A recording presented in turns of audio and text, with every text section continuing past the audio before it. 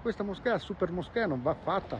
È una moschea di 5.000 posti, dove andrebbe poi a aumentare comunque di gran lunga anche le presenze in quella stessa struttura, e dove andrebbe a cambiare il volto totale, in maniera veramente assurda, il volto di Mestre nonché del Veneto. E quindi siamo pronti a, come sempre, noi di Forza Nuova, a fare anche delle barricate insieme al popolo per fermare questo scempio. Forza Nuova torna a esprimere la sua contrarietà alla nascita della moschea in via Giustizia a Mestre. L'aveva fatto nei mesi scorsi, prima con un blitz davanti all'area, poi con un sit-in in città, dopo aver scoperto che il portavoce della comunità bengalese Prince Aulader era tesserato e membro del direttivo di Fratelli d'Italia, da cui però è uscito poco prima delle elezioni comunali.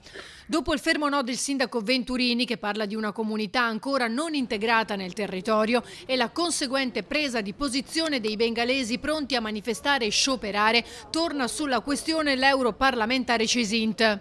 L'hanno già provata questa minaccia a Monfalcone, hanno occupato qualche giorno prima di Natale la città in 8.000 islamici. Questo è il metodo: vi minaccio per ottenere ciò che voglio, ma non funziona, rimandiamo al mittente le minacce islamiche. In Italia si rispetta la legge italiana e quella mega moschea di via Giustizia a Mestre non avrebbe all'interno, nei comportamenti, rispettato la legge italiana. Mi chiedo e chiedo al signor Prince e alla comunità islamica di Venezia Mestre, ma più in generale a quella di tutta Italia, se sono pronti a dire che davanti al contrasto tra il Corano e la legge italiana scelgono di rispettare la legge italiana. Un ricatto inaccettabile è il commento di Paolo Borchia, capodelegazione della Lega al Parlamento europeo. Chi ricatta una volta continua, poi si abitua a farlo. Mestre e Venezia non si faranno ricattare. Su rispetto delle istituzioni e tutela del territorio la Lega non arretra, conclude.